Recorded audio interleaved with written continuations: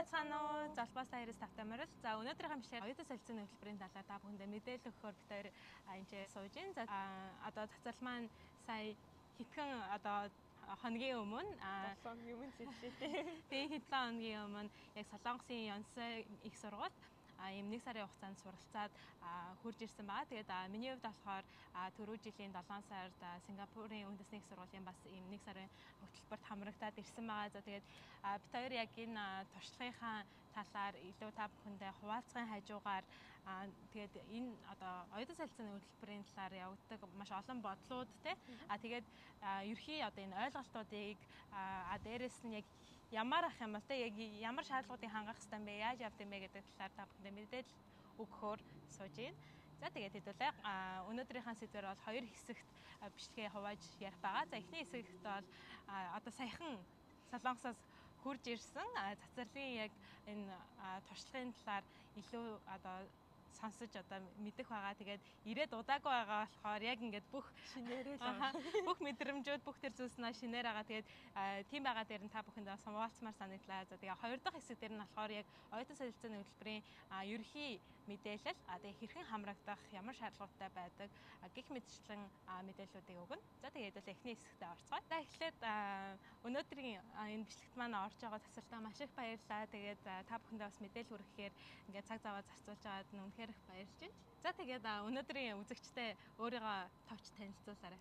Намайг Цэцэрлэг гэдэг. Тэгээд би Сидней их сургуульд санхүүгийн эдийн засагч болон бизнес шинжээч мэргэжлэр одоогийн байдлаар 2 дугаар курстэй суралцж байгаа. Тэгээд сая бол яг хичээлийнхаа амралтын дундуур 1 сарын хугацаанд Солонгос улсын Ёнсей их сургуульд Strategic Management гэдэг хичээлийг ер нь бол суралцаад яг 7 хоногийн өмнө л ирсэн.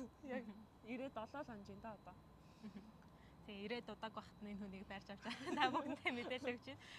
За тэгээд сая 7 хоногийн өмнө ирсэн гэж байна. Тэгээд эндээс бол яг Крисмсийн өдөр буюу яг 12 сарын 25-нд шууд нисэр болсон шүү дээ. Тэгээд яг нөгөө experience-ийн талаар, туршлагын талаар ярихаасаа өмнө яг ингээд явхаасаа өмнөх мэдрэмжийн талаар илүү ярмаар байна л да. Явхаасаа өмнө ерөөдөө ямархуу бэлтгэл ажил хийсэн. Тэгээд яг ямархуу ийм хүлээлттэй анх явж исэн бэ? Тийм. Яг өөрөөр нэг програмууд идэг шүү дээ, тий. Минийх болохоор яг Winter at Yonsei гэдэг буюу яг winter team program байсан. Тийм болохоор яг бэлтгэл ажлын хувьд гэх юм бол амар Солонгос ус болохоор тэр юм уу яг нөө бэлтгэл ажил явуулах материалууд амар их байсан. Тэгээд яг approval-аа аваад тэгээд яг сургуулийн процессыг нь дагах тэр хугацаа нь бол нэлээд юу байсан. Тэгээд техник алах гээл тэр мөрчлэн ер нь бол яг явахыг хүсэх юм бол мэдээж бодлоо маш олон процессыг дагуу явах хэрэгтэй. Тэгээд хүлээлтийн хувьд болохоор уг нь бол ингээд хүмүүс богдуулаад ингээд энэ хүмүүстүүд явж байгаа шүү гэдэг тийм юм болох байх гэж бодсон ч гэсэн сургуулиас ерөөсөө ямар нэгэн мэйл чгүй те би яг ганцаараа л шууд Солонгос руу ниссэн. Тэгээд хамгийн айжсэн юм нь болохоор ганцаараа очиод хэрвээ ингээд найстай болж чадахгүй бол яана би яг Солонгост ганцаараа яг яана гэд тэр хамгийн айжсэн маань л ерөөсөө бодогдоод болохгүй байсан. Тэгээд онгоцон сошиал за ингээл явхаас өөр аргагүй тэгээд яг ниссэн. Тэгээд ямар ч тач анх бол ингээд нэлээд айдастай тий очиод ганцаараа шинэ хүмүүстэй, шинэ газар, шинэ хэлээр ярьдаг тий ийм газар очино гэд нэлээд ийм айдастай бас явж исэн байна. Тэгээд яг ингээд очиод Солонгост буухад ерөөхдөө бас эхний юм тэр мэдрэмжүүд ямар байсан бэ? Мэдээж энэ чинь Аз тэгээ өөр уус байгаа штэ. Тэгээд яг ингээ Австралитай харьцуулахад ерөөхдөө ямар мэдрэмж төрж ирсэн бэ? Эхнээс хамгийн яг нэг онгоцны түнэлээр явдаг штэ. Тэгээд онгоцны түнэлээр явсан чи ёо ямар хөвтэй юм бэ гэдэг бодол хамгийн түрүүнд төрсөн. Тэгэл ингээл буусан чинь яг нэг Монгол амар шууд санаанд орсон Монголын өвөл энд чинь ерөөсөө өвөл олдгоо. Тэгээд энэ дээрээ 5 жил болж байгаа. Тэгээд ямар ч тийм хасах гарац руу ороогүй 5 жил болсон. Тэгээд буугаал дан өмдтэй шууд онгоцондоо амар бардам суусан юм чинь. Тэгээд ороод буугаал ёо ямар хөөтэй юм бэ л гэдэг мэдэрч төрсөн. Тэгээд Солонгос явах нь угаасаа миний бакет листний хамгийн ихний зүйл байсан. Тэгээд яг өөр сургуульд сураад тэгээд нэг сумаар ингээд олон тулай буудсан. Тэгээд цас үзмээр байсан хамгийн дөрөнд. Тэгээд ороод буусан чинь ингээд яг намайг очсоны өмнөх нь яг Солонгост амар их цас орсон байсан. Ерөөсөө тэгж их амар цас ордоггүй гэд хүмүүс нь тэгээдсэн. Тэгээд ингээд цас мастай шууд хараад дуургаж үзэж мүзээл. Солонгост ирчлээ дээ гэд ерөөсөө итгэхгүй замаар нь явсан ч гэсэн хоох тийшээ хараад тийм л өдөр төрсөн дөө. Тийм. Тэгээд цацралын хувьд болохоор бас Австрали улсад ирээд нэлээд хэдэн жил болж байгаа тий. Тэгээд яг Монгол руу яг одоо хэдэн жил болсон. Яг ирснээс хойш ерөөсөө яваагаа. Ирснээс хойш ерөөсөө яваагаа. Одоо 4 жил гараа. Энэ жил 5 жил болж байна. Тэгэхээр 5 жил ерөөсөө цас бас ингэж үзээгүй байжгаад яг Солонгост очиж цас харсан. Тэгээд яг энэ хөтөлбөрийн хувьд болохоор өөрөө нэлээд өвөрмөстэй. Тэгээд сая хэлжсэн яг нэг сумаар маш олон толоо бууцсан гэж хэлж байна. Тэгэхээр одоо яг ийм өөр улсыг одоо ингээд мэдэрч солиг нь одоо судалж одоо танилцахаас гадна тэг яг өөрийнхөө хичээлийг хийж одоо тэгээд энэ кредитэд тооцоолж явсан байгаа шүү дээ. Тэгээд яг энэ хөтөлбөрт ерөөхдөө анх яг явахаар болсон шалтгаан нь юу байсан бэ? Яг яагаад заавал энэ одоо Солонгосын Yonsei их сургуулийг сонгохоор болсон? Тэгээд ерөөхдөө энэ хөтөлбөрүүдийг сонгож байхад яг ямар гоо шаардлагуудыг ингээ өөрөө тавьж сонгож исэн бэ? Хоёлоосоо ярьжсэн шүү дээ. Нөө Сингапур явсныхан дараа бид ярилцж байгаа. Тэгээ уусаа нэг exchange-д явчаад ирийгээд шийдсэн байсан. Exchange-д бол яваад угаасаа ингээд өөр улсад очоод ингээд бүх юмыг шинээр мэдрээд тэгээд оюутан байхдаа заавал үзэх ёстой зүйлс гэж бодож исэн. Анх сургуульд орохдоо л явъя гэж бодож исэн. Тэгээд нэг листүүд байдаг шүү дээ. Явах одоо боломжтой улсуудын. Тэгээд би тэднийг хараад хамгийн эхлээд бол нэг өөр Career University нэг өөр програмд явъя гэж шийдсэн. Юмнуудаа бүрдүүлээд явж исэн. Тэгсэн чинь яг Yonsei сургуулийн боломж гараадсан. Тэгээд яг Career Yonsei гэдэг тийм сонголт надад гарч ирсэн. Тэрийгээ харж агаад Yonsei болохоор арай тийм нөө еврогоо орхон тэгээд ранкинг хувьд ч гэсэн боломжтой. Тэгээд хичээлүүд нь бол надад таалагдсан. Яг тэгвэл Career University болохоор яг Солонгосыг л үзэх байсан. Тэгээд би улсад очоод тэгээд бас яг өөр одоо жоохон мэрэгчлээ холбоотой хичээл үзвэл яг одоо тухайн сургуулийнхаа бүр онцлогийг ч юм уу эсвэл яг манай сургуулиас ямар өөр байх уу гэд тийм тэрийг ингээд бүр илүү их мэдрий гэж бодож исэн болохоор ер нь бол хичээл дээрээ илүү сонголтойс болохоор Yonsei-г сонгоод явсан. Тэгээд чиний хувьд болохоор яг угаасаа Солонгос улс руу явна гэд нэлийн удаан бас мөрөөдчихсэн бодож ирсэн те. Тэгэхээр яг улсын хувьд болохоор угаасаа ингээд ойлгомжтой болцсон байна те. Тэнгүүд нөгөө Солонгос улс гэдэг ирэнгүүт тэр дотор мэдээж маш олон сургуулиудтай те. Солонгос улсын хувьд бол яг олон улсад хүлээн зөвшөөрөгдсөн олон улсад дээгүүр ингээд жигсдэг маш олон сургуулиудтай байдаг те. Тэгээд тэр дундаасаа бас яг ингээд одоо ранкингийг бодоод Yonsei сургуулийг сонгоод тэгээд тэр дотроо бас яг нөгөө хичээд нь айгуу гоё тааж тохирсон байна штэ. Миний бас одоо нэг анзаарсан зүйлсийн нэг бол яг нөгөө Солонгос улсад байдаг одоо энэ хөтөлбөрүүдийн хувьд бол нэлээд нөгөө оюутнуудаа зориулсан юм одоо нийгмийн янз бүрийн үйл ажиллагаанууд бас ихтэй одоо маш гоё санагдчихсэн. Тэгээд би бас өөрөө ингээд програмуудыг судалж байхад Солонгос улс нэлээд гоё санагдчихсан л да. Нэг очоод янз бүрийн одоо энэ K-драма тэг одоо энэ кинонуудын яг хийж байгаа тэр явцтай танилцах одоо байгууллагууд дээр очиж уулзах гэх мэтчлэн ингээд маш сонирхолтой те ийм програмуудыг бол айгаа өгдөм байлээ. Тэгээд яг чиний яг хөтөлбөрийн хувьд програмын хувьд яг ямар зүйлсүүдтэй байсан бэ? Яг хэр удаан үргэлжлэх байсан? Хичээлүүдийн хувьд бас хэр одоо олон татамжтайгаар орох байсан? Тэр тал дээр илүү мэдээлэл өгвөл. Тийм миний явсан нь болохоор яг хөл бүтэн програм ингээд зүгээр exchange-ээр очоод ингээд нэг шууд ангидаа ороод яадаг тийм exchange student биш яг Winter at Yonsei гэдэг ийм тусдаа програм байсан. Тэнгүүд бүх юм нь болохоор ингээд яг Солонгосын яг нэг сурагчдын яг амралтаар нь бол тааруулж байгаа. Тэнгүүд яг манай сургууль дээр байгаа эсвэл нэг дормдоо байрлаж байгаа хүүхдүүд нь хүртэл бүгдээрээ яг ингээд гадаадаас ирсэн exchange-ийн хүүхдүүд байсан. Тэнгүүд ингээд бүтэн програм болгоод бүх юм амар эмгцэгцтэй одоо яг амар ойлгомжтой байсан. Тэгээд болохоор яг хамгийн сонинд нь болохоор Christmas-аар яг эхэлж таарсан. Шууд 27-оноос ингээд Christmas-аар эхлээд тэгээд яг 3-7 хоногийн хичээлийн програмтай. Тэгээд өдөр болгон хичээл ордог. Тэгээд нэг хичээлийн сонголтуудтай яг 9-өөс 12:30 хүртэл ордог. Тэгээд 1:30-аас 4 хүртэл ордог ийм сонголттой. Тэгээд нэг хичээл би болохоор нэг хичээл үзсэн. Тэнгүүд зарим хүүхдүүд болохоор 2 хичээл үзчихсэн. Тэнгүүд яг 9-өөс ингээд 4 хүртэл бүтэн ийм хичээлтэй. Тэгээд ер нь бол нэлээд олон нэг 20 гаруй орчим хичээл сонгох боломжтой. Тэгээд тухайн хүүхдүүд сонирхож байгаа хичээлээ ингээд үзэх боломжтой тийм програм байсан. Яг академик талаасаа гэвэл хичээлээс гадуурх үйл ажиллагаанууд нь болохоор яг сургуулиас албан ёсоор зохион байгуулж байгаа нь болохоор 4 өөр програм байсан. Тэр нь болохоор нэг таеквондогийн класс, тэгээд хоол зааж өгдөг тийм cooking class. Тэгээд BMG tour тэгээд тэр нь болохоор яг өмнөд Солонгос, хойд Солонгос тийм нэг өдрийн аялал. Тэгэнгүүтээ ski tour буюу яг нөө цанаар гулгадаг тийм дөрвөн яг ийм хичээлээс гадуур үйл ажиллагаа бол болсон. Гэхдээ яг тэр нь ингээд манай нийт програмд болохоор 900 хүүхэд ирсэн байсан 51 улсаас.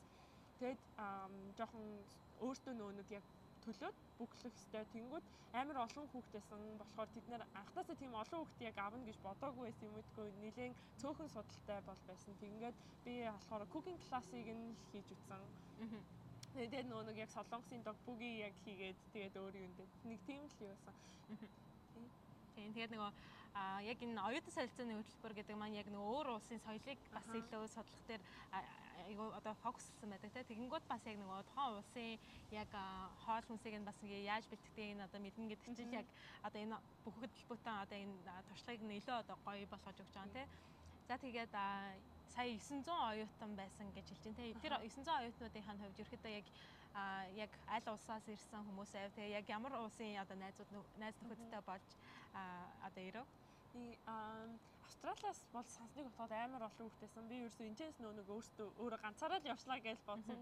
Тэгэхэд би яг сургуулийнхаа өөр 2 хүүхэдтэй таарсан. Тэгээд манай өрөөний охин болохоор бас Австралийн Gold Coast гэдэг хотоос ирсэн байсан. Тэгээд бас нэг өөр Perth юм ингээд Австралийн Мельбурнээс ирсэн гэж Австралиас бол зөндөө хүүхдүүд байсан. Тэгээд минь танилцсан хүүхдүүд болохоор Америк улсын Нью-Йорк хотоос тэгээд Сингапураас бүр амар. Ер нь бол програмын 50% нь Сингапураас ирсэн хүүхдүүд байсан. Тэгээд Япон, Финланд, тэгээд Америкаас бас нэлээд олон хүүхдүүд ирсэн. Тэгээд ер нь бол нэлээд олон улсыг хамарсан тийм програм болсон.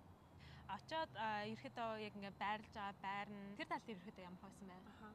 Die яг програмаас нь цаанаас нь болохоор биднэрт 2 сонголт өгсөн баггүй. Яг сургуулийнхаа кампус дээр байрлаж болно. Эсвэл ингээд сургуулаас гадуур кампусыг ингээд байж болно. Тэгээд өөртөө угаасаа яг сайтаар апплайдаад тэгээд орох тийм байсан. Тэгээд би болохоор нэг хол ганцаараа явж байгаа юм чинь хүнтэй бай гэд тэгээд яг хүнтэй шеэрлдэг тийм оюутны байранд орё гэд орсон. Тэгэл нэг хөөрхөн өрөө тэгэл 2 яг ор тавьсан. Тэгэл шкаф дээр нэг ширээтэй нэг тийм жижигхэн өрөө. Тэгээ дотроо хамгийн гол нь 0 байна дүүштэй. Тэр нь хамгийн том давуу тал нь байсан юм шиг санагдсан.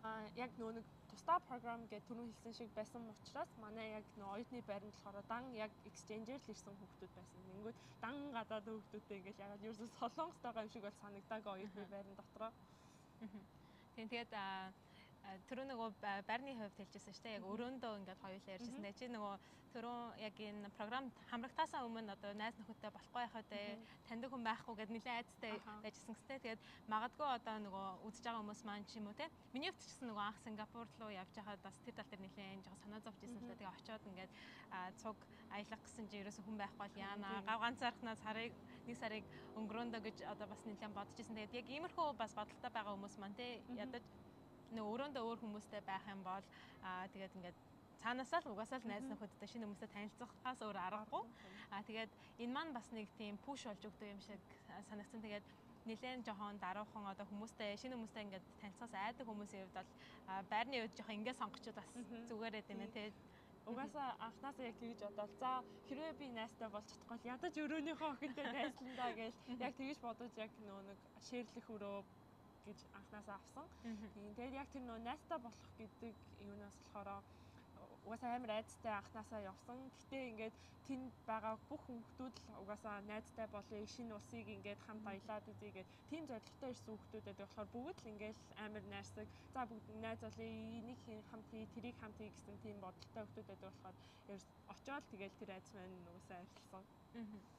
За тэгээд хоёулаа энэ одоо шинэ хүмүүстэй танилцах гэдгийг ярьж байгаа дээрээ бас яг энэ програмд хамрагснаар бас яг өөрөө чинь хувьд яг ямар хуу ийм давуу талтай дээрээс яг ийм ямар чадваруудыг бас илүү ингээд олж авсан санагдж байна. Тэгээд одоо түрүүн сонсож байгаа талтай мэдээж ингээд шинэ хүмүүстэй танилцах одоо танилцахын хувьд бол ингээд нэлээд гаргууд болсон байна тийм нэлээд олон найзуудтай болж одоо ингэж ирсэн. Тэгээд одоо тэрнээс гадна бас ерөнхийдөө ямар чадварууд чи илүү сайжирсан гэж бодож байна.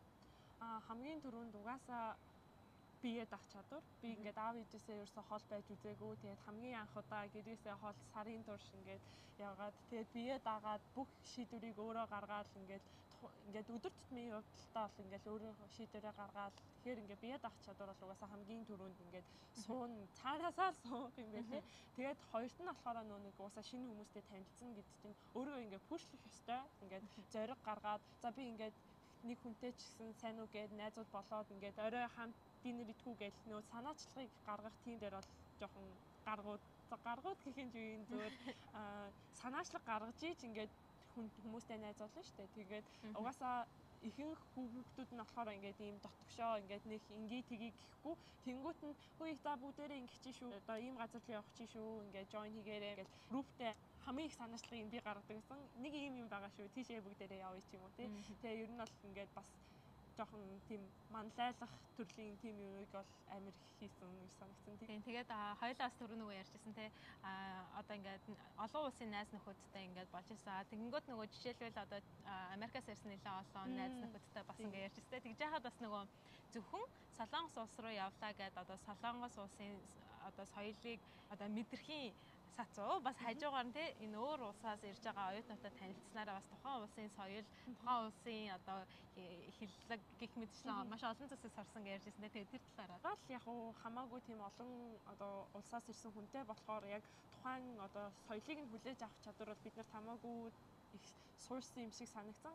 Тэгэхэд ингээд Америкээс ирсэн охтууд болохоор ингээд шууд ингээд шокнд орох юм уу ингээд бид нар болохоор ингээд амар хүлээн зөвшөөрөх тийм амар хурдан дасан зохицох тийм чадвартай тэнгүүд ингээл бид чинь яг нийлдэг охтууд маань болохоор яг 3 Австралиас ирсэн 3 яг Америкийн Нью-Йорк хотоос ирсэн ийм 6-аа нийлдэг байсан байхгүй. Тэгээд бид чинь манай Австрал тэгдэг манайд тэгэж нэрлдэг гэж ингээд яг соёлоо ингээд солилцох тийм юмнууд бол ихэнхдээ маань бидний нэг ярианы сэдв байсан. Тэгээд сонин та нар чинь тэгэж ярьд юм байна штэ. Та нар англи хэл чинь тэгдэм байна штэ гэж сонин хэллгүүдийг ингээд солилцоол. Тэгэл тэр нь бас амар сонирхолтой байсан. Тэгээд цацлыг яг ярьж хаад би бас өөрийнхөө явж байсан туршлагыг бас бодж ийлаа л та. Тэгээд бидний хувьд болохоор яг нөгөө ковид дуусаад локдаун дуусны яг дараа энэ хөтөлбөр явагдаж эхлэв. Тэгээд бидний хувьд болохоор нөгөө айгүй цөөхөн хүмүүс явсан байхгүй юу?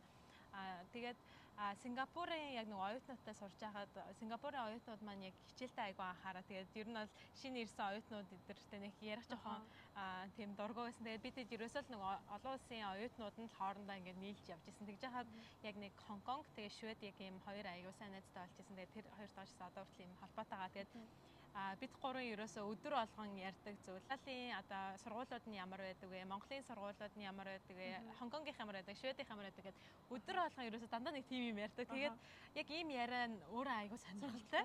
Тэгэл гуруулаа нийлээ. Манад ийм байдаг шүү дээ. Ямар сони манад одоо энэ илүү одоо үнэтэй байдаг. Эсвэл хичээлийн хувьд болохоор хүүхдүүд нь одоо хичээл дээр нэг ярих одоо дургуйдаг боломжгүй байдаг ч гэдэг юм уу. Тэгээд иймэрхүү жижиг сажиг мэдээлэлүүд надад өөр айгүй сонирхолтой санагдсан. Тэгээд тухайн улсад очиагүй мөртлөө тэр мэдээллүүдийг одоо энэ хүмүүсээс ингээд авчиж байгаа байхгүй. Тэгээд яг энэ талаараас яг энэ хөтөлбөр нэлээд тийм авууштай илүү бас тийм содон онцлог санагдчихсан. Тэгээд ярианы сэдв бол угаасаа дууссан. Тийм. Тэгээд яг ийм учраас бас нөгөө одоо шинээр танилцж байгаа найз нөхдөд хувьд ч гэсэн бүр маш богино хугацаанд маш сайн найзууд болоод автын болоо гэж би асууж байгаа. Тэгээд одоо хүртэл одоо би чинь 7 сард явсан гэдэг чинь нэлээд удсан байхгүй. Тэгсэн мөртлөө одоо нөгөө цагийн зөрүүтэй улсаас одоо ирсэн тэр найз нөхөдтэй болсон мөртлөө одоо ингээ хоорондоо байнгын харилцаатай ингэж байгаа. Тэгээд чи бас одоо найзуудтайгаа байнгын харилцаатай яасан гэж ярьжсэн те. Тэгээд ирээдүйд бас тэгээ олон улсад одоо хаанч бас дахиж таарах юм бэлээ.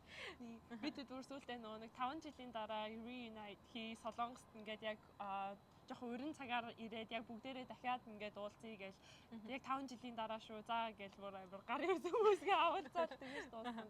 Өдөр болгон хамт ингээд бид чинь оюутныхаа байранд доор уулзаал тэгээд хичээл рүүгээ хамт яваал оройн тараал газ хуцаа солилцоогоол гараал тэгэл оройжонгоо хамт яваал дандаа ингээд өдөр болгон хамт байсан болохоор 3-7 хоног ч гэсэн ингээд амар сайн найзууд би нэг амар сайн таньдаг болсон байсан. Тэгээд бид салхтаа бүр уйлалдаа бүр бөө юм болж салж исэн. Тэгээд хизээж мартагдтааргүй тийм гоё найзуудтай болсон тийм програм гэсэн да. Тэгээд яг энэ нөгөө шинээр танилцж байгаа хүмүүсийг ярьж байгаа дээрээ бас яг нэг асуумаар санагдсан зүйл нь болохоор одоо ингээд их сургууль ингээд сурж ин те одоо өөр ингээд газар очиод ингээд шинэ хүмүүстэй танилцсангууд одоо нэг надад нэг тийм өөр зүйл ингээд анзаарагдаад байдаг хгүй одоо нэг тэр хүмүүсийн байгаа байдал нь ч юм эсвэл бодож байгаа сэтгэлгээний хувьд ч юм уу нэг арай жоохон өөр одоо нэг спортын сонирхолтой хүмүүс байлаа гэхэд бас нэг тийм одоо спортын хүрээнд одоо нэг жоохон илүү хатуужилтаач гэдэг юм уу те нэг жоохон ийм төстэй зүйлүүд анзаарагдаад байдаг шүү дээ. Тэгээд тэр тал дээр чамд яг ямар санагдажсэн бэ? Ингээд цуг одоо хийж байгаа чиний мэрэгчлээ сурж байгаа хүмүүс одоо ингээд сургууль дээр одоо юм хүрээлэл байна те. Тэгэнгүүт яг ингээд оюутан солилцооны хөтөлбөрт очиод ингээд танилцсан хүмүүсийн хувьд ингээд ийм ижил төстэй зүйл байсан уу? Жишээлбэл одоо миний хувьд яг ингээд Сиднейх сургуультай бид ингээд сурдаг. Тэнгүүд Сиднейх сургууль чи өөрөө 70,000 одоо оюутантай маш олон ингээд оюутантай. Тэгээ хичээл алган дээр ингээд шинэ хүмүүстэй танилцж байгаа. Тэнгүүд би ингээд танилцж байгаа одоо найз нөхөд болж байгаа хүмүүстэй нөгөө солилцооны хөтөлбөрт ингээд явж байгаа гэд хэлдэг байхгүй. Тэгээд одоо 2 3 одоо ийм солилцооны хөтөлбөрт төгсгөөсөө өмнө ямар байна гэж жишээлбэл ингээд өөрийнхөө одоо өсөж байгаа юм ингээд хуваалцдаг. Тэнгүүд нөгөө хүмүүс мань айгаа ингээд гайхдаг байхгүй. Ерөөс ингээд намайг ойлгодгүй. Ой тэгэж яах гэж байгаа юм бэ? Чи ингээд Монголоос Австрали улс руу нүүж ирсэн бидтэй. Тэгчээ дахиад ингээд өөр улс руу явах гэж байгаа юм уу? Одоо ядаргаа байгаад байж гэдэг юм уу те. Хэцүү биш үү? Тэгэж яах юм бэ гэж айгаа дандаа нэг тиймэрхүү ийм зүйлсийг айгуух сонсдог.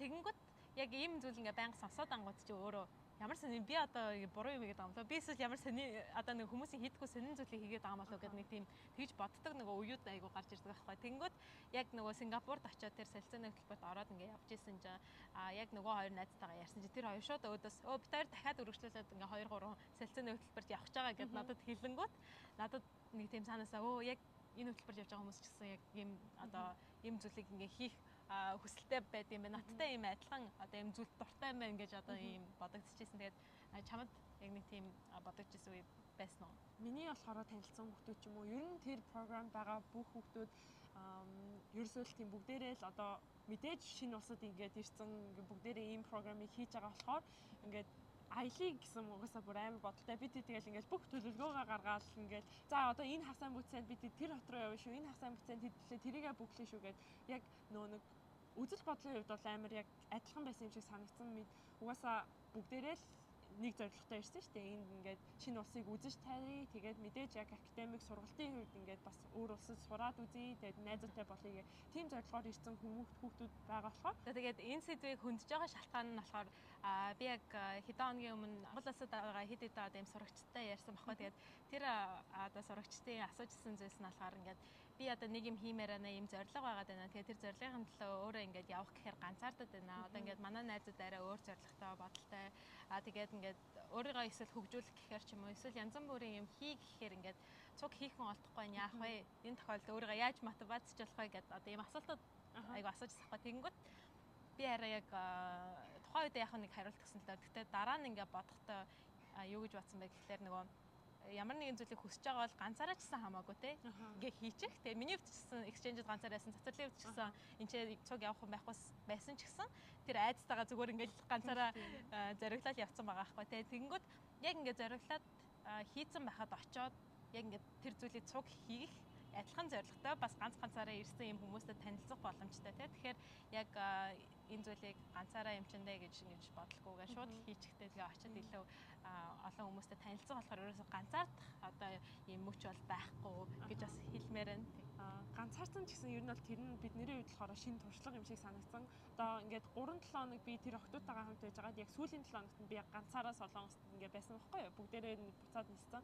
Тэнгүүд би ингээд одоо Солонгост 3-7 хоног байсан ч гэсэн тэр 7 хоногт авсан мэдрэмж нь одоо бас амар өөр байсан. Ягаад гэвэл ингээд ганцаараа тий ингээд өөр улсад яварч ингээд хүн байхгүйгээр ингээд ганцаараа шопинг хийж мэгээл эсвэл өөрөө ингээд гандан мандаа орж ороод тийм тэгээд ер нь ганцаарсан байсан ч гэсэн эсвэл найзуудтайгаа байсан ч гэсэн ер нь бол ингээд бүх зүйл нь л надад ингээд туршлага юм шиг санагдсан. Гоё хэллээ. Тэгээд надад болохоор нэг хоног айгу яг юм ганцаарч исэн мэдрэмж яг өгч исэн байхгүй. Тэгээд яасан бэ гэсэн чи би яг нөгөө цацаршааг яг хүнтэй нэг өрөөнд ороогүй.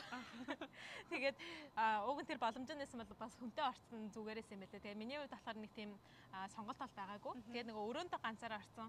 Тэгээд нөгөө шинээр найз нөхөдтэй болох гингүүт яг ийм хүмүүсийн нийтлэг одоо ийм ашигладаг одоо галзууч юм а те эсвэл ингээд living room нийтээр ашиглах боломжтой юм өрөөнүүд ууг нь очиод ингээд суусан шинэ үнэтэй танилцаад гэсэн чинь нөгөө яг тэр Сингапуртээс яг миний одоо байрлуулсан газрын хүмүүс айгүй нэг тийм өөртөө ганцаар ингээд байх дуртай хүмүүс байсан юм а да ерөөсөө тийм газар руу гарч ирдэггүй. Тэгээд яг нэг ганц хоног нэлээд ганцаардаад тэгээд ингээд байж та ер нь би бас яг тэгж бодож байгаа яг ингээд ганцаараа байгаа чинь ингээд бас өөрөө туршлага юм байна. Тэгээд яг энэ боломжийг ашиглаад тэгээд ганцаараа ингээд юмнуудыг хийж сурья, бие даад сурья тий. Тэгээд сэтгэл зүйн хувьд бас нэлээд бие даагаад ингээд ганцаараа өөрөө өөртөө цаг одоо цагаа зарцуулж явахдаа ингээд илүү гоё одоо мэдэрч тэгээд тэндээсээ ингээд туршлага авъя гэж айгүйх бодож ирсэн. Тэгээд одоо 3-7 хоног босны дараа бараг бараг ганцаараа байсан нь гоё ч юм уу.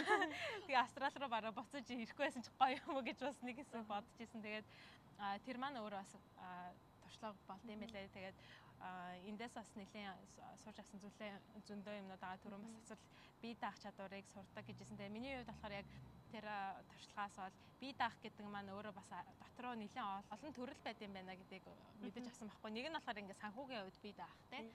Тэгээд нөгөөх нь одоо яг ингээд өөрийнхөө чадвар туршлага одоо ингээд бие авч явах байдлын хувьд одоо ингээд бие даах ч гэдэг юм уу. Тэгээд надаа нөгөөх нь болохоор нэг сэтгэл зүйн хувьд яг бие даах тий. Өөрөө ингээд санхүүгийн байдлаар ч юм уу бусад байдлаар ингээд бие даагаад ганцаараа амьдраа болчоод байна. Гэхдээ яг ингээд сэтгэл зүйн хувьд байнга ингээд хүнтэй байх гээд байд юм уу тий. Тэр бол нэлээд тийм хоёр өөр зүйл юм байна гэдгийг би бас яг өөрөө айгүй маш сайнаар одоо ойлгож авсан. Тэгээд яг энэ хөтөлбөр дээр тэр тал дээр бас нэлээд мэдэрч одоо сайжруулах бас боломжтой тий. Тэгээ угаасаа ингээд надаа ингээд бодогдсон бодол нь болохоор oh my gosh I'm proud of myself. Тэ ингээд ганцаараа тэ би ингээд сөүлийн гудамжаар ингээд гэрээсээ ингээд хэдэн мянган километр хоол ингээд ганцаараа ингээд юмыг appreciate хийгээд яваад байна тэ.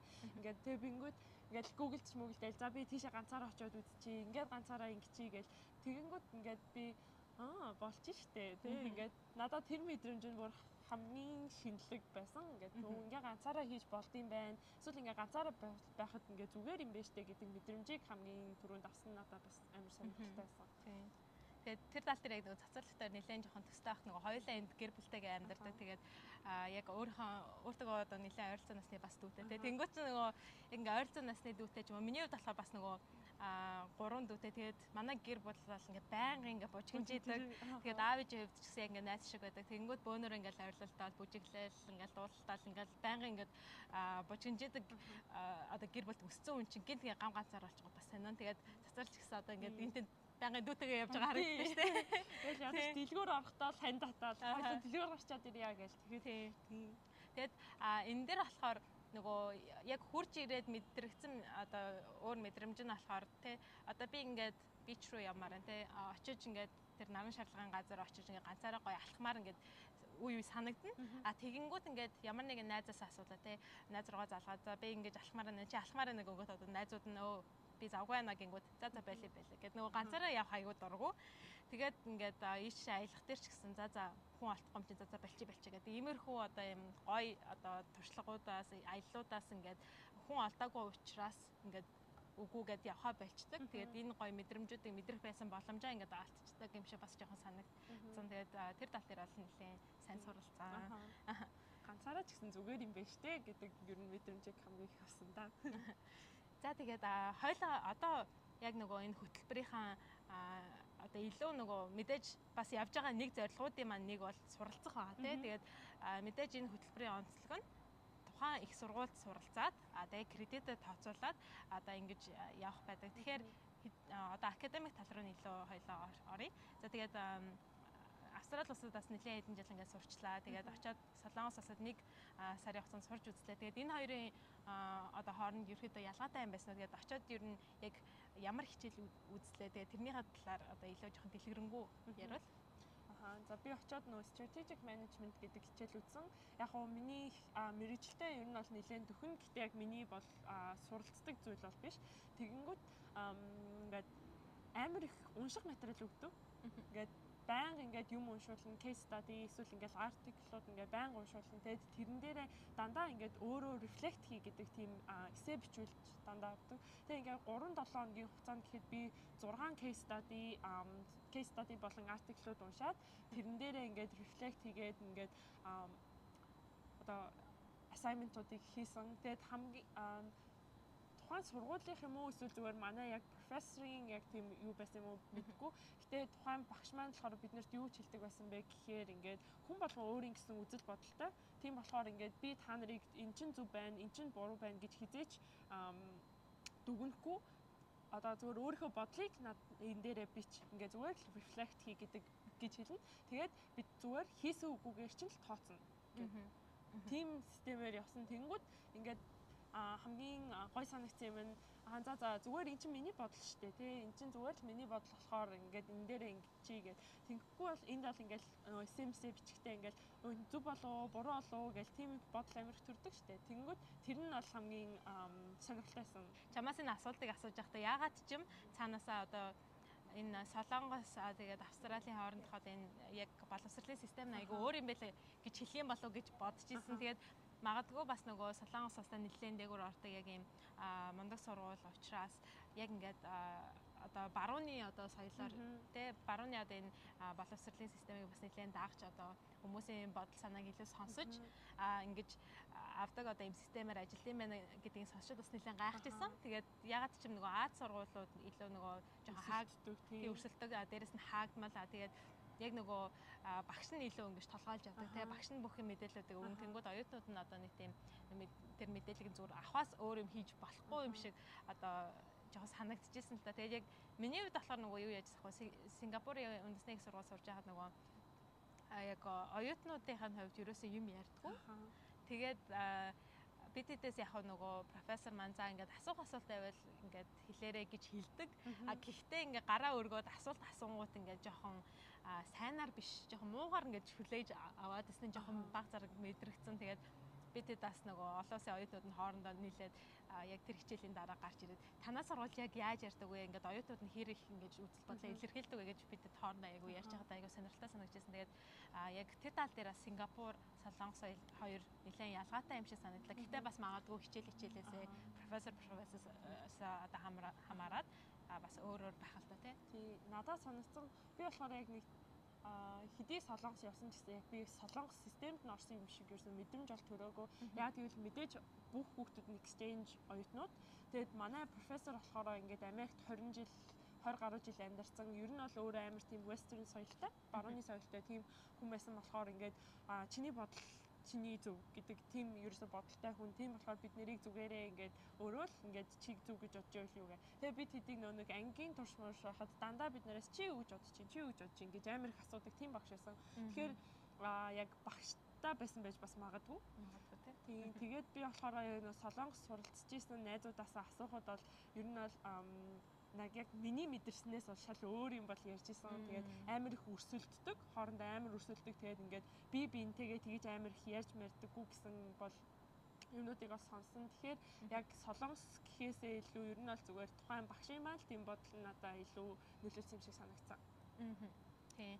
Тэгэхээр бас нөгөө өөрөө яг нэлээд юм томоохон бас их сургууль сурж байгаагийн бас нэг давуу тал нь тэр зааж байгаа багш нар нь бас маш олон одоо улсад бас ингэ заажсан багш нар байх бас илүү магадлалтай байдаг тий. Тэгээд тэр нас илүү бас онцлог давуу талтай юм. Зарим тохиолдолд одоо ийм Harvard, MIT ч юм уу тийм сургуульд ингээд суралцж байсан эсвэл багшилж байсан багш нар хурж ирж заадаг. Тэгээд хаа байсан одоо Солонгостэй бүр тэр нөгөө захад байгаа Америкт одоо багшилж байсан багш хурж ирж багшлан гэдэг чинь бас өөрөө айгу гоё боломж байгаа байхгүй тий.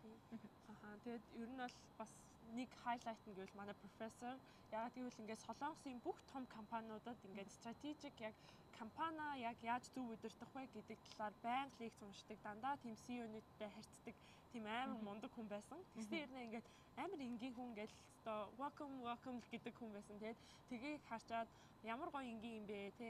Тэгээд өөрөө бас MIT-д ингээд MBA-ээр сурсан багш байсан. Тэгэл би ийм мундаг хүнээс ингээд Солонгост ирээд ийм хичээл сурсан гэдэг чинь бас гоё санагдчихсан. За тэгээд яг цацралын үед болохоор strategic management гэдэг хичээлийг үзсэн те. Тэгээд яг одоо үзэж байгаа хүмүүс маань сонирхож магадгүй өөр ерөөхдөө ямар сонголтууд байсан бэ? Тэгээд тэр хичээлүүдийн хувьд бас яг ямар байдлаар цагийн үед те давтамжийн үед ямар хөө байдлаар орж исэн бэ? Хичээлүүдийн сонголтуудын хувьд болохоор нэлээд өргөн тийм сонголтуудтай 20 гаруй орчим хичээл сонгож болох байсан. Тэгээд ер нь бол миний ойлгосноор болохоор ингээд мэрэгжлээс ч юм уу эсвэл ядаж нэг чиглэлээс хичээл оруулахыг хичээсэн тийм програм байсан. Яг гэвэл одоо сэтгэл зүйн анги ч юм уу эсвэл одоо юу гэдэг нь эдийн засаг, finance тэгээд data ч юм уу ингээд инженер ч юм уу тийм байж болох одоо ер нь бол олон тийм хүрээг хамарсан тийм хичээлүүдтэй байсан. Тэгээд тийм болохоор биднэрт бас илүү их олон сонголттой байсан нь бол хамаагүй давуу талтай байсан. Тийм тэгээд яг хөө сонирхож байгаа хүмүүсийн хувьд бол те магадгүй яг энэ сургууль өөрөө чинь өсөж байгаа чиглэлээр ямар нэгэн хичээл байх байхаа бас өөр маш олон сургууль одоо сургуулиуд байгаа улсууд байгаа. Тэгэхээр яг боломжийн хувьд бол маш олон байдаг. Тэгэхээр яг ингээд судлаад үзэх юм бол гарч ирнэ. 4-7 хоногийн хугацаанд 1 сарын хугацаанд одоо хийжсэн яг одоо хамгийн одоо юм дурсамжтай гэх одоо яг нэг хоёр зүйлээ дурдвал яг ямар зүйлсүүд байсан бэ? За одоо ер нь бол Солонгос яваад ирсний хамгийн одоо дурсамж нь мэдээж найзууд тий олон хүмүүстэй танилцсан. Тэгээд тэр мэдээж найзуудтайгаа бүр илүү дотн гоё найзууд болоод ингээд одоо орон орны хүүхдүүдтэй танилцаад тэр хүүхдүүдтэй найз болох нь бол хамгийн том хайлайт нь байсан. Хоёр дахь нь болохоор ингээд өөр улсад очиод ганцаараа аав ээжээсээ ч юм уу гэр бүлээсээ хол тэгээд ингээд шинэ улсад өөр сургуульд ингээд сарын хугацаанд ганцаараа амьдрна гэдг нь бол хамгийн угаасаа ингээд шинэ мэдрэгдсэн мэдрэмж тэгээд угаасаа амар их зүйлийг бодогдуулсан амар их сурах зүйл байсан. Тэгээд тэр нь л угаасаа хамгийн том хайлайт нь. Тийм тэгээд түрүүн бас ярьжсэн те нөгөө мэдээж сурж байгаа тэгээ найз нөхөдтэйгээ цагийг өнгөрүүлж байгаа тэхийн хажуугаар нэлээд бас олон хотуудаар ирсэн байсан те. Тэгээд ерөөдөө яг ингээд яг одоо exchange оюутны хувьд оюутан солилцооны хөтөлбөрт оролцож байгаа хүний үед яг нэг өдөржин ерөөдөө яг ямар хөө байдлаар өнгөрж исэн бэ? Тэгээд тэр тал дээр бас илүү сонирхолтой байж магадгүй. Тийм. За тэнгууд би болохоор өглөөний анги хийдэг байсан байхгүй юу? Тэнгууд яг өглөө 9-өөс 12:30 хүртэл хичээл ордог. Тэгээд 9-өөс өглөө ерөнхийдөө 8 гэж босоод усанд орчоод тэгээд гараад хичээлдээ явна. Тэнгүүд би яг кампус дээр нэг оюутны байранд байдаг бас болохоор сургууль хичээл рүүгээ 10 минут алхдаг. Тэгээд ер нь 8:40 мөч гэж гараад хичээлдээ очиод 12:30 гэж тарна.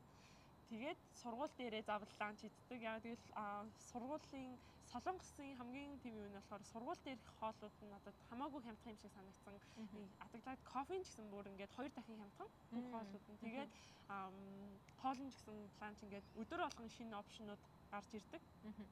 Шинэ хоолойтой тэгээд ингээд өдөр болгон тэр нь солигддог. Тэнгүүд одоо өөр хоолууд өдөр болго иддэг. Тэр нь аль сонирхолтой. Тийм болохоор бид заавал өдөр болгон яг ланчаа болохоор сургуулийнхаа кафетериад бол иддэг байсан. Тэгээд ихэнхдээ ер нь бол 1:30 орчим гээд дуусаад буцаад байрлуугаа яваад 2 гээд гараад тэгээд сөүлээрээ ингээд эн тентхийн яг нөгөө нэг аялагчиг турист шиг ингээд аялдаг байсан. Тэгээд орой орж ирээд тэгээд assignment-уудаа хийн мэдээж угаасаа орхигдуулж болохгүй. Тиймэрхүү л байртай ер нь бол яг 3-7 хоног явсан да. Хасаан буцаанд нуусаа хичээл байхгүй. Яг 5 өдөр хичээл ордог. Тэнгүүд хасаан буцаанд солронгууд бид хэд яг өөр хот руу явдаг байсан. Тэнгүүд би миний болохоор Инчон, Бусан гээд 2 өөр хот руу бол аялчаад ирсэн. Тэгээд угаасаа энэ програм чинь хичээлээ ч хийн. Гэтэ яг хажуугаар нь шинэ улсад угаасаа ингээд аялаад яг аялж байгаа хүмүүс шиг бүх хийж болох бүх зүйлийг нь яг хийсэн. Хичээлийн үед дээр бас түрүү хоёлаа нэг зүйлийг орхигдуулсан байна. Нөгөө хичээлээ хийгээд одоо энэ маш олон өөр төрлийн нөгөө шалгалтууд байгаа шүү дээ. Тэр үед одоо яг ямар даалгаврыг хийх хэрэгтэй байсан бэлээ? Тийм яг нэг short term program байсан болохоор тийм байна. Ямарчсан эрс хамгийн чухал байсан. Тэгэхээр эрс бол нэг 20% орчимтай. Тэгээд тэр яг өөрийнхөө нөгөө reflect хийдэг тийм assignment-уудтай, даталтуудтай.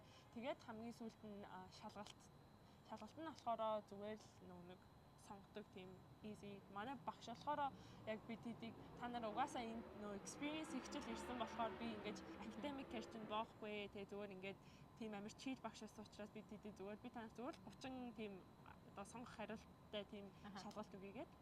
Тийм тэгээд шалгалтын үед бол нэг тийм амар хүнд ч юм уу эсвэл тийм янз бүрийн бол байгаагүй. Тийм.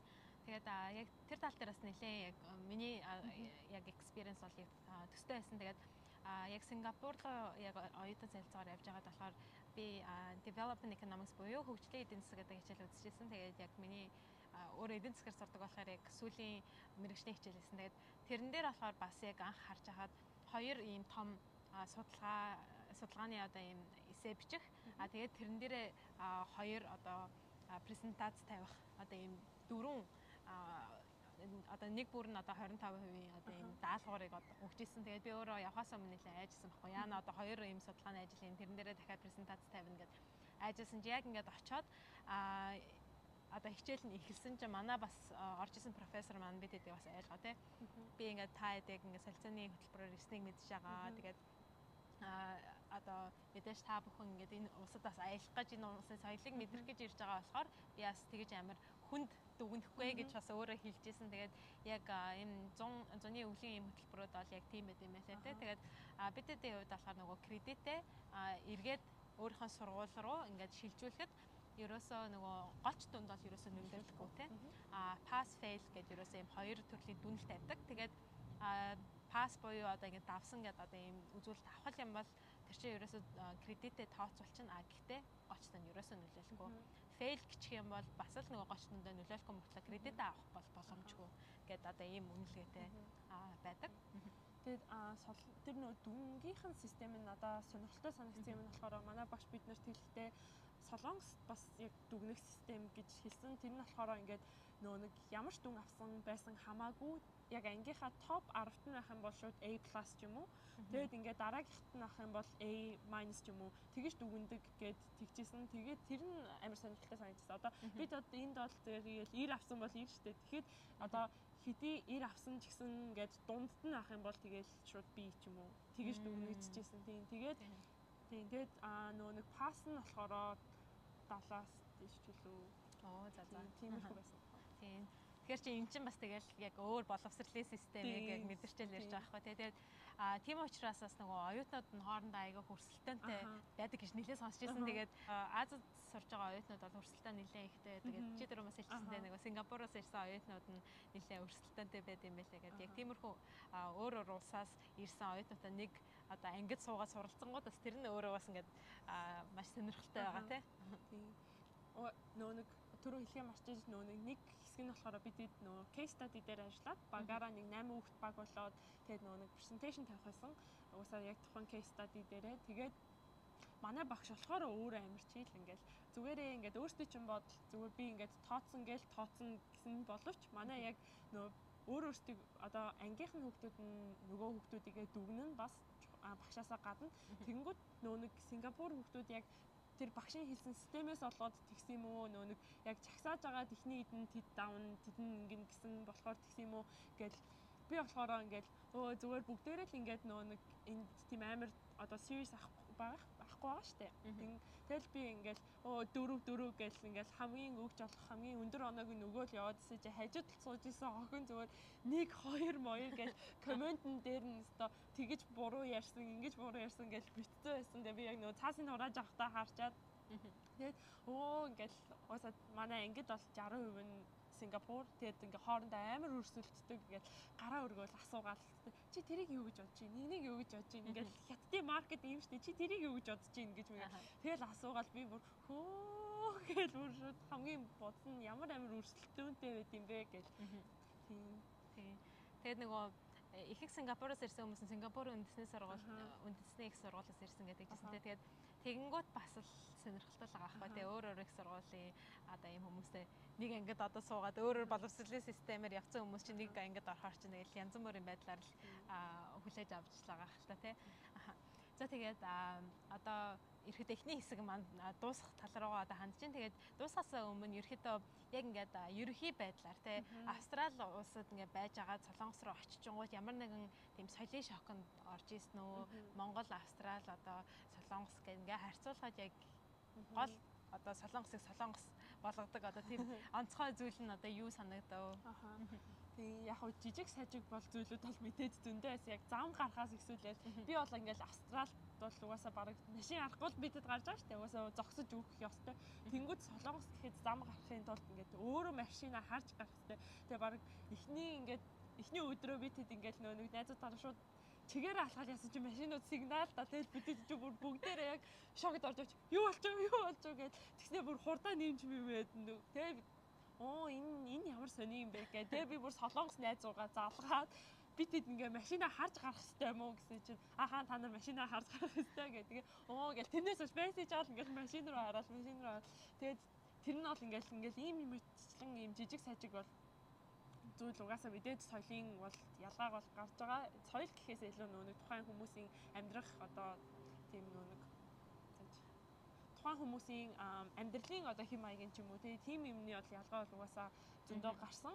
Гэтэ би нэг хөвчлэн Америк солонгос кино их үздэг. Тэгээ угаасаа солонгос явъя гэдээ амар бодсон байсан учраас тийм яг амар томд бол зөрөө тэгж бодоагүй. Гэтэ миний нэг ажигласан юм нь болохоор Монгол солонгос хоёр нийлэн төстэй санагдсан. Ингээд ер нь байгаа систем нь тэгээд адаглал автобус нь хүртэл яг бүр адилхан санагдсан. Тэгээд бидгүй Монгол солонгосоос автобус авдаг үгүй мэдгүй. Тэгтээ хараад би бүр ингээд Монголд ирсэн юм шиг санагдаад нэг автобусныхаа картыг дарддаг систем нь хүртэл тийм адилхан харагдаад тэгэл би бас Монголдоо ирсэн юм шиг санагдсан. Гэтэ Австралиас шал өөр тийм амьдралын маягтай.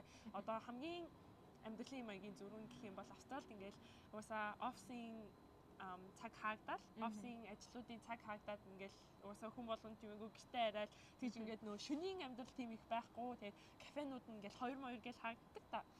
Тэнгүүд солонгос толонгод 6 олонгууд ингээд шөнийнх нь бүх гэрлүүд насаад хүн болгоно годомжиндаа гарч ирээл амар бужигнсан тийм одоо завгүй гэх юм маягтай ч юм уу Австралид болохоор ингээд бүгдээрээ ингээд кофегоо угаал ингээд амар тайван тэгэхэд тэнд болохоор ингээд бужигнаад энэ тэндгүй машин сигналдаад тэгэнгүүт бас ингээд амар шууд сэрэгмээр санагцсан. Тийм. Тэгээ солонгосоо би бас нэлээд амар залуучуудын хот гэж нэлээд сонсчихсан. Тэгээ тэр нь бол яг үнэн юм байна тийм. Угаасаа бүр ингээд бужигнаал гэдэг ингээд энэ тэндгүй амар хүнтэй яг зарахгүй тийм. Тэгэл кофе шопууд нь гэхэд чинь энд 2 гэж хаагдахад тэнд 11 гэж хаадаг. Тэгэл дэлгүүрүүд нь бүгдээрээ 11 гэж хаадаг. Тэгэхэд энд 6 гэж хаагчдаг. Тэнгүүт ч очоод хоох гэл угаасаа залуу хүний хувьд бол ингээд угаасаа нэг удаа очоод үзэх хот юм байна гэд хот улс юм байна гэж би бол угаасаа хамгийн түрүүнд бодсон. За тэгээд 1 сарын хугацаанд одоо ийм оюутан солилцооны хөтөлбөрт яваад ирсэн байна тий. Тэгээд яг энэ туршлагаа одоо эргэж хараад дүгнэхэд дээрэс нь яг ийм одоо програмыг мэдгүй байгаа хүмүүс ч юм уу эсвэл одоо сонирхож байгаа хүмүүс зориулаад хандаад юу гэж хэлэх вэ? Би уусаа exchange-ийг бол угаасаа анханасаа явъя гэд нэг хамгийн түрүүнд сургуулиудын open day болдог шүү дээ. Тэгэхэд ингээд нэг workshop-д суусан чинь ингээд би ингээд ийм хот руу ингээд явсан, Бээжин руу явчаад ирсэн. Тэгээ би сая Итали явчаад ирсэн гэд хүмүүс ингээд туршлагаасаа хуваалцчихсан. Тийм хамгийн анх асуусан байхгүй. Тэгсэн чинь би тэгэл тэгж очоод заавал оюутан байх үедээ л явах хэрэгтэй байна. Энд чинь ингээд хэрвээ оюутан биш болчих юм бол бид нэр ингээд өөр улсад очиод ингээд бүр жигнэсэл сурдгүй бол ийм ингээд богинохон хугацаанд бол хийх ямар ч боломжгүй шүү дээ. Тэгээд тэгж бодчихвол заавал явах хэрэгтэй байна гэл. Угаасаа тэгээд золбог Сингапур явчаад ирэхэд нь л угаасаа яг ярилцаад за би яг явнаа гэл. Тэгэл угаасаа яг миний яг бүх процесс угаасаа хамт байсан. Тэгээд би яг тэгэж анх мэдсэн болохоор угаасаа явъя гэд бодож исэн. Тэгээ угаасаа золбоос зөндөө их юм судлаад ингээд мэдчихсэн болохоор би бол хайрцангуй мэдээлэлтэй байсан юм шиг санагдсан. Гэхдээ ингээд хүмүүстэй ярилцж байхад ер нь бол ихэнх нь мэддэггүй. Тийм болохоор ер нь бол мэдээж маш их судалгаа ингээд нарийн тооцоолол угаасаа ингээд одоо бидний дегрид багтж байгаа үгүй гэл мэдээж олон тийм үе шаттай явагддаг л та. Гэтэл одоо заавал нэг яваад үзээрэй л гэж угаасаа хэлнэ. Миний хувьд болохоор ингээд угаасаа бүх юм шинэлэг ингээд одоо хизээч мартагдахааргүй оюутан насны маань хизээч мартагдахааргүй дурсамжийн нэг байсан. Тийм болохоор ингээд бүгдээрээ ингээд судалж байгаа бүх хүн боломжтой байдгийг шүү л гэж хэлмээр байна. Угаасаа тэр боломжтой байдаг гэдгийг хүмүүс мэддэггүй юм шиг санагдсан. Тэгээд яг өнөөдрийнхээ бичлэгээс хоёулаа яг тэр хүмүүс мэдээлэл өгөх гээд одоо яг эмчээс сууж байна. Тэгээд та бас үзэж байгаа бол яг өөрийн чинь хувьд те сурч байгаа сургуулийн чинь хувьд ч юм уу яг ямар боломж бололцоо байна гэдгийг сайн судлаад үзээрэй. Тэгээд яг цацралын одоо хэлж байгаатай яг адилхан. Тэгээд би яг Сингапурын их сургууль руу яг явчаад ирж байгаад бол яг л миний одоо энэ бакалаврын хөтөлбөр суралцж байгаа энэ бүхэл бүтэн том одоо энэ хэдэн жилийн туршлагын яг хайлайт буюу одоо хамгийн ингээд тод утгах те яг юм дурсамжуудын маань нэг бол яалтчгүй яг тэр оюутан солилцооны хөтөлбөр бол байсан. Тэгээд тэрийг дагаад одоо би бас яг хэдхэн хоногийн дараа Швейцар руу 6 сарын хөтөлбөрөөр одоо бас явах гэж байгаа. Тэгээд үргэлжлүүлээд боломж нь байвал дахиад нэг хэдийгчсэн хий гэсэн бас бодолтойгоо. Тэгэхээр та бас маш их зүйлийг одоо энэ хөтөлбөрүүдээс авдсан байна гэдгийг бас харах боломжтой байгаа болов уу гэж бас найдаж байна. За тэгээд энэ тал дээр түрүүн яг хэлжсэн те нөгөө хүмүүс одоо бага мэдээлэлтэй байдаг болохоор явж чаддгүй. Аль эсвэл нөгөө ийм буруу мэдээлэл, ташаа мэдээллүүдээс айгүйх явдаг шүү дээ. Мастерын оюутнууд явж болохгүй, докторийн оюутнууд явж болохгүй ч гэдэм үү. Эсвэл гэр бүлээрээ явах боломжгүй ч юм уу.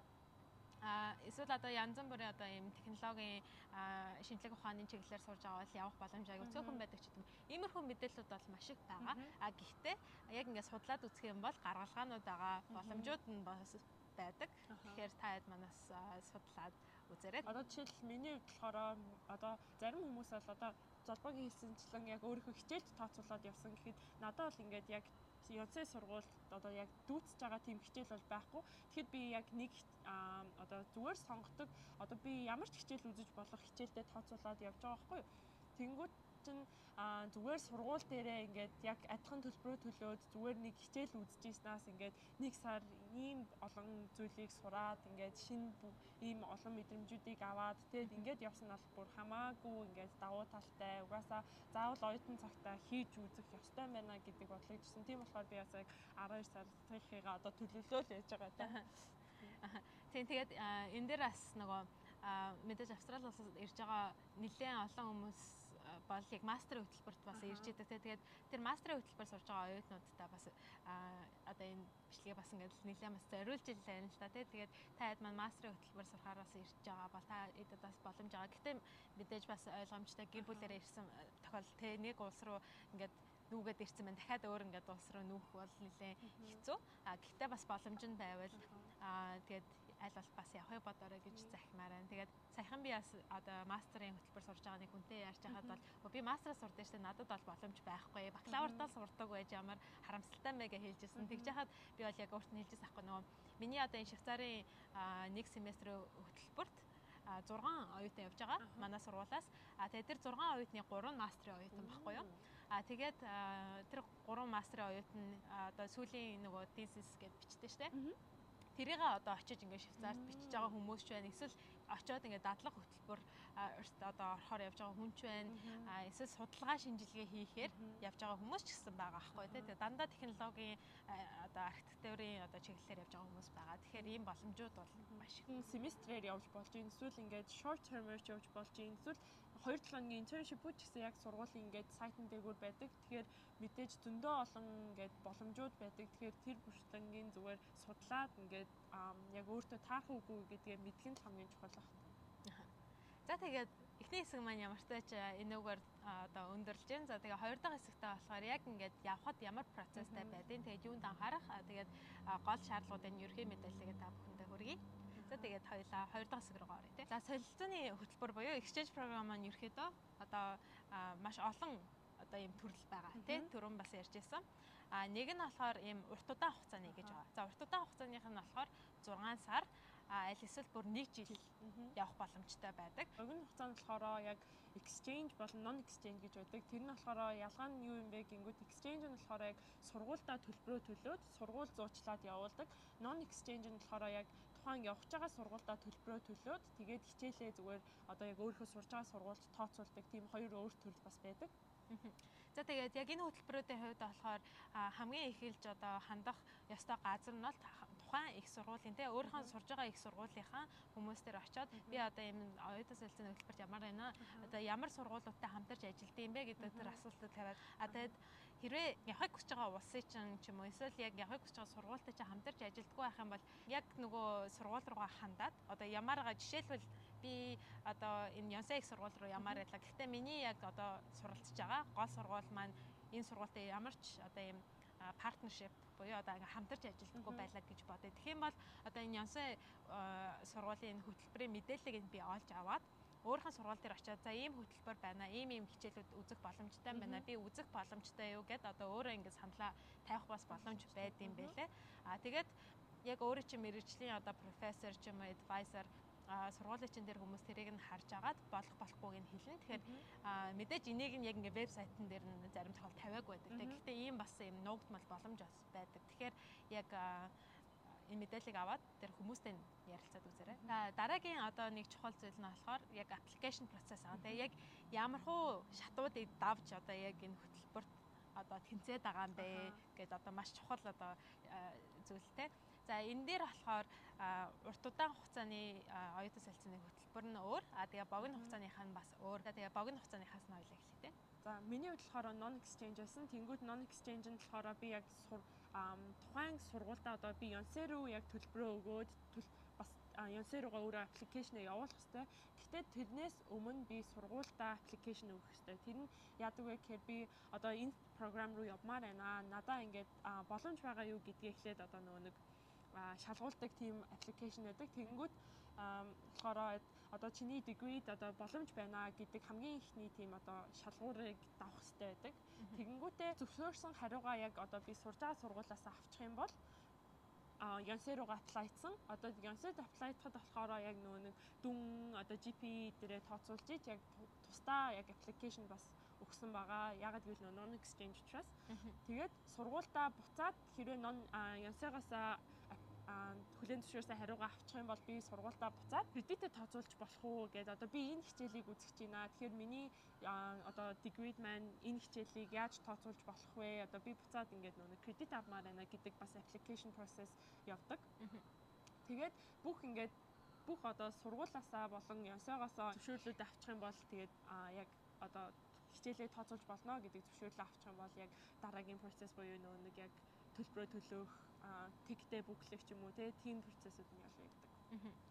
Тэгээд яг би болохоор яг exchange хөтөлбөрөөр явжсэн. Тэгээд та бас жоохон гайхчихж магадгүй. Тэгээд exchange, non exchange ингээ яриад хаар тэгээд ерөөхдөө түрүүний яг хэлсэнчлэн ялгаа нь бол ерөөсөө хаана төлбөрөө тушаах вэ гэдэг дээр байгаа. Тэрнээс бусдаар бол ерөөсөө яг очиж байгаа хөтөлбөр нь ч адилхан, кредитэд тооцоолох процесс нь ч адилхан байдаг. Тэгэхээр тэр тал дээр бол дахиж одоо нэмж хэлэхэд бол ийм байгаа шүү дээ. Тэгээд би болохоор яг exchange хөтөлбөрт явж исэн. Тэгэхээр өөрийнхөө Сидней их сургуульд төлбөрөө тушаасан гэсэн үг. Тэгээд яг нөгөө application process-ийн хувьд бол яг адилхан байсан. Эхлээд сургуулийнхаа вебсайт руу ороод ямар хөтөлбөрүүд бүгднийг ингээд харлаа те. Тэгээд надад Сингапур үндэсний их сургуулийн хөтөлбөр таалагдсан. Таалагдангууд нь яг хугацаанд нь багтааж те. Хугацаануудтай байдаг. Тэр бол маш чухал зүйл байгаа шүү. Тэгээд яг хизээ явж байгаасаа хамаарат одоо аппликейшн хүлээж авах хугацаанууд нь янз бүр байдаг. 7 сард хэрвээ явмаар байгаа бол ерөөдөө 3 сараас ихсүүлээд одоо сургуулиуд нь материалаа хүлээж авдаг. Тэгээд миний хувьд болохоор 7 сард явсан. Тэгээд эхний шат нь бол өөрийнхөө их сургууль руу за би энэ хөтөлбөрт хамрагдмаар байна гингүүд зөвшөөрөөд за би ийм хичээл үзмээр байна. Гингүүд тэрийг нас ингээд зөвшөөрөөд те. Зөвшөөрөхгүй бол өөр хөтөлбөр сонгох шаардлагатай. Хэрвээ яг хугацаа нь яг ингээд тулаагүй байх юм бол те. Тэгээд тэр зөвшөөрлүүдээ авчингуудаа яг нөгөө ямаараа сургууль буюу үндэсний их сургууль руугаа аппликейшнаа явуулаад хамгийн эцсийн байдлаар ингээд сүүлийн баталгаажсан хариугаа хүлээж авна. Тэрний дараа бол одоо ингээд дотор байрны төлбөр гэх мэтчлээ одоо бусад төлбөрүүдээ ингээд төлөөд явах боломжтой байдаг. За одоо урт удаан хугацааны ерөөхдөө хөтөлбөрийн талаар ярилцъя. Тэгээд 6 сар юм уу 1 жилийн юм хөтөлбөрүүд байгаа тийм. Энэ хөтөлбөрүүдийн хувьд бол нэлээд эртнээс төлөвлөх шаардлагатай. Яагаад гэвэл яг нөгөө богино хугацааны хөтөлбөрүүдтэй харьцуулахад бол шууд ингээд хэдхэн сарын өмнө за би энд ямар ингээд явж болохгүй. Дор хаяж 1 семестрийн өмнө зарим тохиолдолд 1 жилийн өмнө одоо материалаа өгж явах шаардлагатай байдаг. Тэгээд миний хувьд болохоор одоо яг 2 сарын 8-нд одоо хэдэн хоногийн дараа яг Швейцар руу явна. Тэгээ энэ хөтөлбөрт орохын тулд би бараг түрүү жилийн 6 сард яг материалуудаа явуулж ирсэн байхгүй юу? Тэгээд материалаа бол яг адилхан эхлээд өөрийнхөө сургууль руу явуулна. Гэхдээ нөгөө урт удаан хугацааны хөтөлбөр болохоор маш олон ийм асуултуудад хариулах ёстой байдаг. Тэгээд яг яагаад ямаар байгаа гэх мэтчлээ эсээ бичих шаардлагатай. Тэгээд зарим нөгөө дээгүүрт одоо ордог сургуулиуд бол маш өрсөлдөөнтэй байдаг. Тэгээд манай сургуулиас яг семестрт одоо 5 оюутан л явуулах боломжтой. Гэх мэтчлэн цаанаасаа ингээд заагаад өгчдөг учраас яг ингээд би энэ сургууль руу ийм учраас явмаар байгаамаа гэдэг тэр эссе нь маш чухал үүрэг гүйцэтгэдэг. Тэгээд дээрэс нь нэмээд дүнгийн одоо шалгадаг. Тэгээд энэ богино хугацааны хөтөлбөр дээр ч гэсэн дүн маш одоо чухал үүрэг оройлтой байдаг. Тэгээд маш олон хүмүүс байх юм бол одоо хамгийн сайн дүнтэйнүүдийн одоо явуулах жишээ нь яа гэвэл энэ хүмүүс маань сургуулаа төлөөлөд явж байгаа тий. Тэгээд ийм учраас одоо дүнгийн одоо шалгана, тэр эсээг шалгана. Тэгээд бусад асуултуудад ингээд хариулна. За тэгээд ингээд аппликейшн нь дуусаад хүсэлтэд явуулна. За ингээд хүсэлтэд явуулангууд доор ээж хэдэн сарын дараа одоо яг энэ програмд явж болох хүн юм уу гэдгийг нь одоо бүгднийг нарийн шалгадаг. Энэ хүн одоо яг хэдэн хичээл авах дутуу байгаа ингээд тэр бүх нарийн юмыг гаргаад ирдэг. Тэгээ ингэсний дараагаар ирэхэд зөвшөөрлөө авна.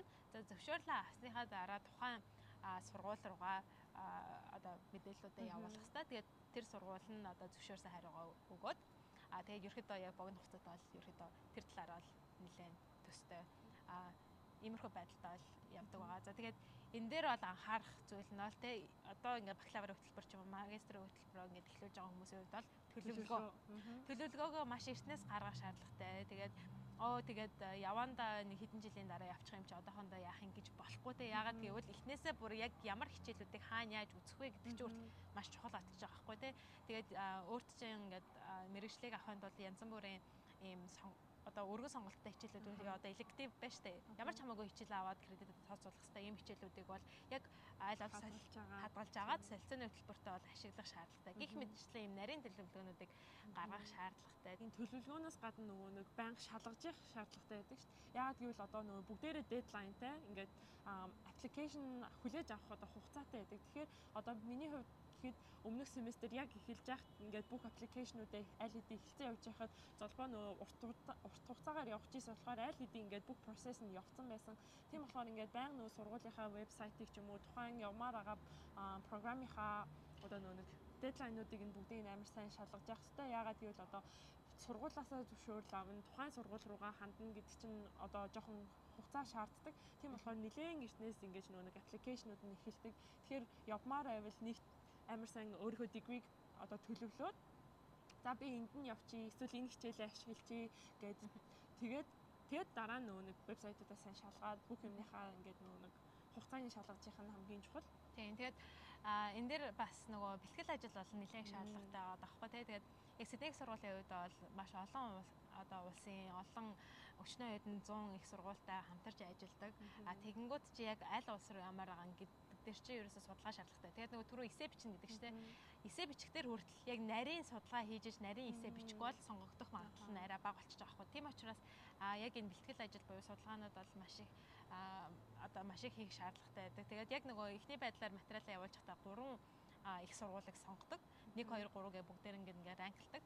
Тэрэн дээр бас яг ямар сургуулиуд оруулах гэдэг өвчнөө хэдэн 100 байхад тэндээс нь яг яаж зөв сургуулаа сонгох юм. Тэгээд гих мэдчлэн энэ зүйлс дээр бол маш их цагийг зарцуулдаг. Тэгээд тийм учраас маш эртнээс одоо ингэж төлөвлөгөөгөө хийгээрэй. За тэгээд яг энэ оюутан солилцооны хөтөлбөрүүдийг ярьж байхдаа бол мэдээ санхүүгийн тал дээр одоо бид хоёр бас мэдээлэлүүдээ хүргэх нь бол зүйтэй тийм. Тэгээд та хэд манаас бодож иж магадгүй яг ямар хөө хүмүүсийн ингэж явах боломжтой гэм бэ санхүүгийн хувьд яг одоо хэрэг зардалтай хөтөлбөр юм бэ гэж бас бодож иж магадгүй. За энэ дээр болохоор яг Сидней их сургуулийн хувьд бол нэг хичээлийн төлбөр нь жишээлбэл $6,000 байх жишээний байдаг тийм. Тэгэнгүүт түрүү нөгөө non exchange гэдэг яриадсандаа тэр чинь энд одоо маш чухал үүрэг үзэгдэж байгаа байхгүй яагаад вэ гэхээр хэрвээ exchange оюутан бол яг Сидней их сургуультай зүгээр л төлдөг дүнгээ ингээд төлөөд явдаг. Non exchange байх юм бол нөгөө явж байгаа сургуультай төлбөрөө төлж байгаа шүү дээ. Тэнгүүд жишээлбэл Солонгос их сургууль байлаа гэж одоо Азийн ихэнх сургуулиуд аль эсвэл нөгөө Европын бас их сургуулиуд нэлээд хямд төлбөртэй байдаг. За тэгэнгүүт төлбөр нь бол нэлээд хямд.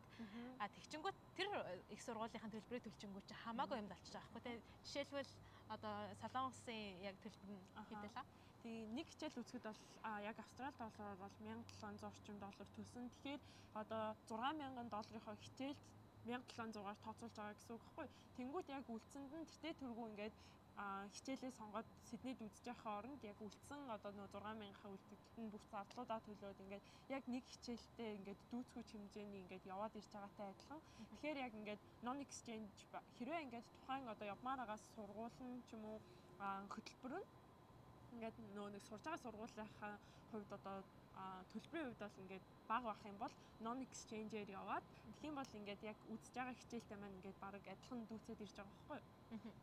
Тийм тэгээд үүн дээр нэмээд бас санхүүгийн хувьд бол дэмжлэгүүд тухайн сургуулиасаа шалтгаалаад маш их байдаг. Тэгээд мэдээж оюутнуудыгаа аль болох олон их сургууль руу гадагшаа явуулахын тулд ингэж ийм дэмждэг хөтөлбөрүүдийг бол зохион байгуулдаг. Тэгээд миний хувьд бас ингэж тэтгэлэг хөтөлбөрт хамрагдажсэн. Тэгээд цацралын хувьд ч гэсэн ингэж тэтгэлэг хөтөлбөрт бол ингэж хамрагдаж явсан байгаа тийм. Энэ маань өөрөө яаж ч хэрэгжилж болно. Зүгээр л ингээд данс руу нь хийгээд өгчдөг.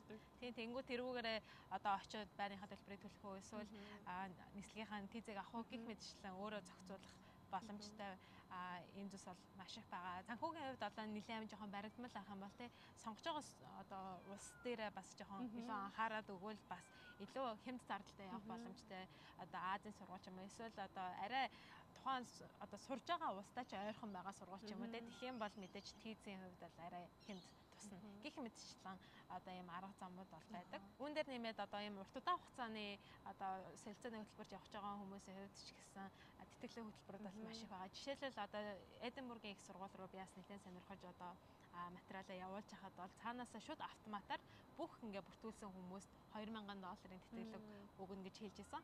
Тэгээд тэрэн дээр нэмээд одоо яг Шотландд очоод одоо үзэх одоо 3 4 хичээлийн нэгийг нь одоо яг Шотландын түүх, соёл гэсэн одоо холбогдлолтой эсвэл тухайн улсын одоо ийм эртний одоо хэлүүдийг судлах ийм хичээлүүдийг үзэх юм бол $7000 хүртэлх ийм тэтгэлэг өгөх боломжтой. Гэх мэтчлэн ингээд янз бүрийн тэтгэлгийн боломжууд бол байдаг. Тэгэхээр та бүхэн бас судлаад үзэх юм бол энэ боломжууд нь бол гарч ирнэ. Миний хувьд болохоор одоо Янсагаас гэхэд голчтон харж агаад одоо 100,000 оны тэтгэлэг өгч юм уу эсвэл ингээд нөгөө нэг эрт төлбөрөө төлөх юм уу эсвэл эрт ингээд хамрагдах юм бол ингээд бас тэтгэлэг өгч юм уу тийм ингээд боломжууд бол байсан.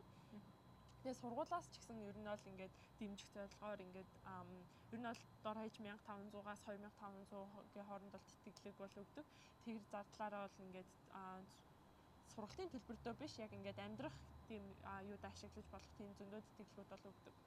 За тэгээд ерөөдөө солилцооны хөтөлбөрийн тал дээр бол мэдээлэл бол ийм байна. Тэгээд та бүхэн өнөөдрийн одоо энэ бичлэгээр бол солилцооны хөтөлбөрийн талаар наазахын ийм ойлголттой болсон байхаа гэж бодож байна. Тэгээд одоо цацралын маань бас энэ туршлагыг сонсоод ийм одоо солилцооны хөтөлбөрт хамрагдах сэтлийг урам зоригийг бас өгсөн байх гэж найдаж байна. Тэгээд өнөөдрийн бичлэгийг ингээд бид хоёрын ярьсан юмнуудыг базаад ярихад болохоор энэ оюутан солилцоо гэдэг нь тийм оюутан цагийн хамгийн гоё дурсамжуудын нэг болж чадах юм шиг бол угаасаа болсон. Тэгээд тийм болохоор ингээд хүн болгонд ер нь бол нээлттэй боломжтой байдаг. Тэгэхээр ингээд бүгдээрээ судалгаагаа хийгээд анханасаа эрт төлөвлөөд тэгээд явах боломжтой шүү л гэж хэлмээр байна да. Тийм. За тэгээд хүн болгонд боломж бол нээлттэй байдаг. Өөрөө бас хайгаад ирээд ингээд үзээрэй гэж бид хоёр бас дахин захимаар байна. За тэгээд өнөөдрийн бичлэг маань энэ түрээд өндөрлөж байна. Тэгээд та хэд маань яг энэ бичлэгтэй холбоотой асуух зүйлс байгаа юм бол комент хэсэгт үдээгээрэй. За тэгээд дараагийнхаа бичлэгээр уулзлаа. Түр баяртай. Сонирхолтой санагдсан зүйл нь болохоор зөвхөн одоо та бүр ажлын визээр шууд Монголоос Австрали улс руу одоо ирэх биш бүр шууд ингээд Монголд байхдаа энтхийн PR визаны одоо урилга авсан гэдэг надад бүр айгүй мундаг санагдлаа та. Тэгээд ямар ч тач яг ихний офер нь PR-аар ирээд тэгээд ихэд шалгалаа дахиж өгж ийж одоо PR болгоно гэдэг эхний ээлжинд бол яг Австрали улс руу ирж ажиллаа эхлүүлэхийн тулд спонсор виза руу шилжээд ихэд ирсэн байна. Тэгээд ийм боломж